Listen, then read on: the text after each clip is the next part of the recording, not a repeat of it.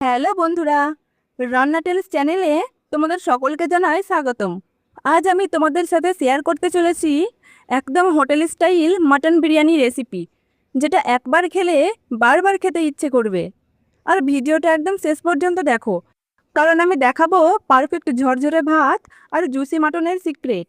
প্রথমে আমি এখানে 2 কেজি বাসমতি চাল নিয়েছি। চালটা জল দিয়ে খুব ভালো করে ধুয়ে নিচ্ছি। এরপর পরিষ্কার জলে এটাকে আধা ঘন্টা ভিজিয়ে রেখে দেব। এতে ভাত একদম ঝরঝরে হবে। এখানে আমি নিয়েছি 2.5 কেজি মাটন। চালের থেকে একটু বেশি নিলে টেস্টটা বেশি ভালো আসে। এবার দিয়ে দিচ্ছি 1 চামচ লবণ, হাফ চামচ হলুদ গুঁড়ো। এবার মাটনটা খুব ভালো করে মাখিয়ে নিচ্ছি।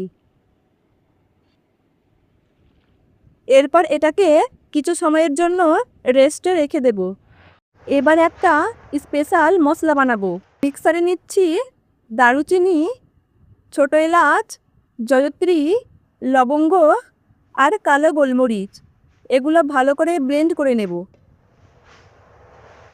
এবার একইভাবে টমেটো ব্লেন্ড করে নেব।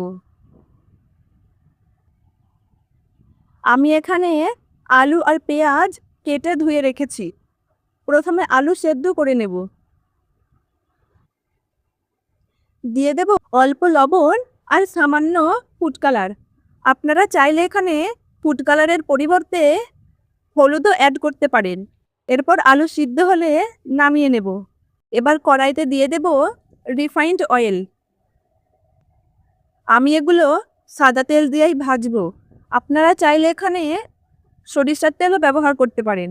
এরপর আলুগুলো যেই গোল্ডেন কালার হয়ে যাবে তখন এটাকে নামিয়ে নিতে হবে।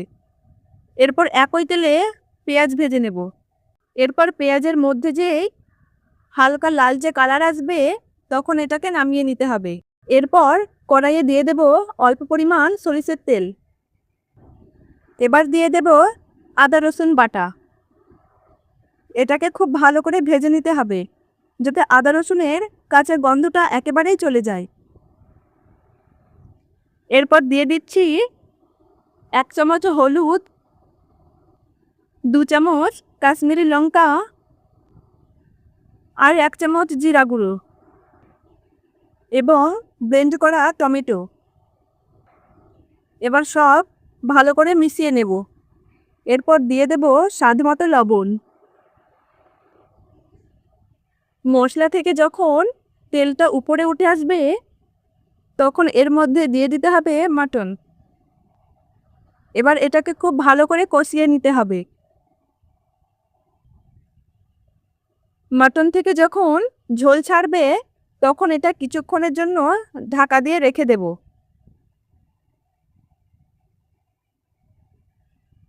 এরপর ঝোলটা যখন অনেকটাই কম হয়ে আসবে তখন এর মধ্যে দিয়ে দেব ব্লেন্ড করা মশলা আর কাঁচা লঙ্কা।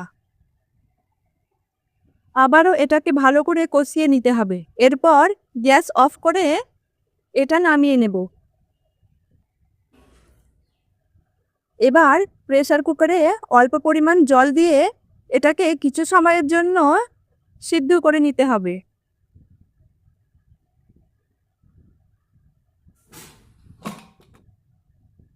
তো বন্ধুরা, দেখতেই পাচ্ছ মাটন কষা একদম রেডি। এবার বিরিয়ানির জন্য আমরা মশলাটা বানিয়ে নেব। এখানে আমি নিয়েছি ছোট এলাচ, লবঙ্গ, বড় এলাচ, কালো গোলমরিচ, সাদা গোলমরিচ, শুকনো গোলাপ ফুলের পাপড়ি, শাহি জিরা, জয়ত্রী, স্টার এনাস, দারুচিনি আর 2টো জায়ফল। এই মশলাটাই পুরো বিরিয়ানির সুগন্ধ বদলে দেবে। এবার এগুলো ব্লেন্ড করে নেব। এরপর জলটা যখন গরম হয়ে আসবে তখন এর মধ্যে দিয়ে দেব তেজপাতা, এলাচ, কিশমিশ আর কাজু বাদাম। এরপর দিয়ে দেব ভিজিয়ে রাখা চাল। এরপর ভাতটা 80% সিদ্ধ হলেই তুলে নেব। খুব বেশি সিদ্ধ করব না, না হলে ভাতটা লেয়ার করার সময় ঘেটে যেতে পারে।